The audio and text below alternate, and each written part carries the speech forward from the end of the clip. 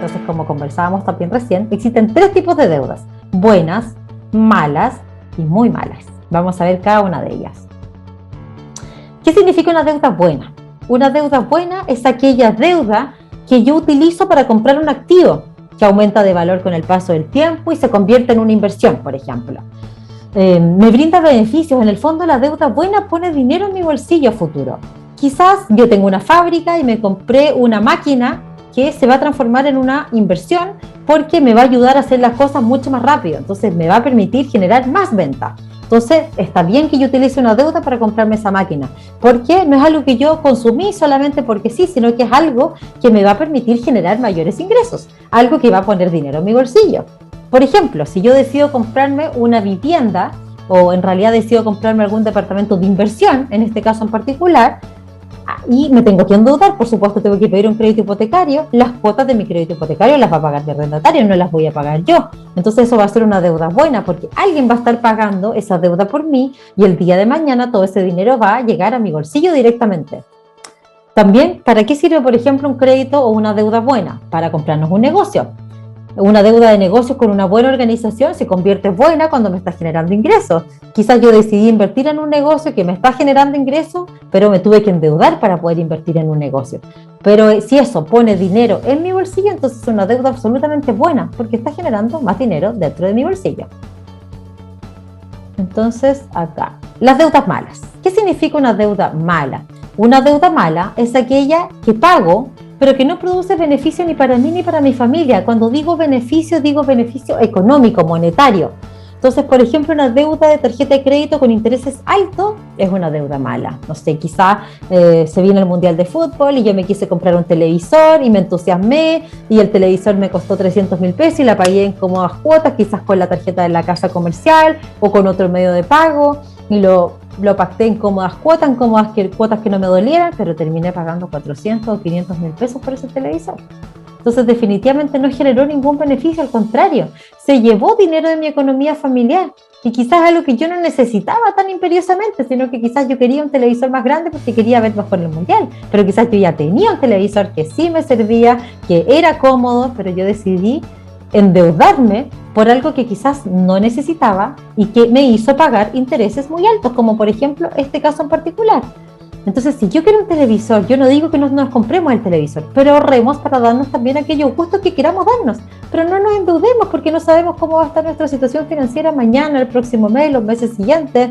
Entonces, no dejemos que los intereses altos se lleven dinero en nuestra economía familiar o nuestra economía del negocio, sobre todo por algo que no me va a provocar un beneficio financiero. Entonces, muchas veces tenemos gastos inesperados, y lo que conversábamos recién, si no tenemos un fondo de emergencia vamos a caer en deuda.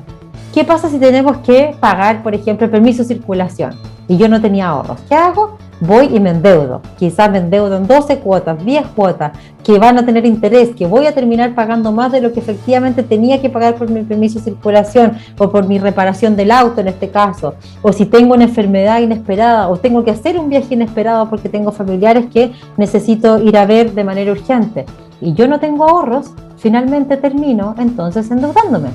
Y finalmente esa deuda no es una deuda buena porque no va a generar ingresos en mi bolsillo, no va a generar absolutamente nada de beneficio económico, sino que quizás me va a generar una satisfacción personal, pero no me va a generar ingresos ni dinero en mi bolsillo. ¿Y qué significa una deuda muy, muy, muy mala? Que lo peor que podemos hacer, mi humilde consejo, es pedir un préstamo para pagar otro préstamo. Porque muchas veces utilicé un préstamo para comprar cosas que no necesitaba, como por ejemplo lo que revisábamos recién. Me compré un televisor, ese televisor definitivamente... Ay, escucho que alguien está hablando o escucho un ruido.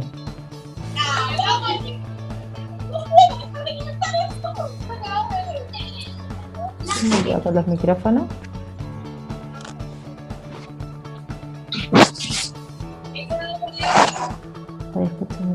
Ahí sí, ya. Entonces, por ejemplo, una deuda muy mala es cuando entonces pedimos un préstamo para pagar otro préstamo que quizás utilicé para comprar cosas que no necesitaba. Entonces quizás me endeudé con el televisor, me endeudé con otra cosa que yo quería, me endeudé con un viaje, me endeudé con algo que cae en la tentación. En realidad también es difícil porque el comercio, la propaganda nos están mostrando todos los días que vamos a ser mucho más felices con esas zapatillas nuevas, con ese celular último modelo, con ese viaje fantástico que podríamos realizar, pero son cosas que realmente necesito ahora ya, urgente.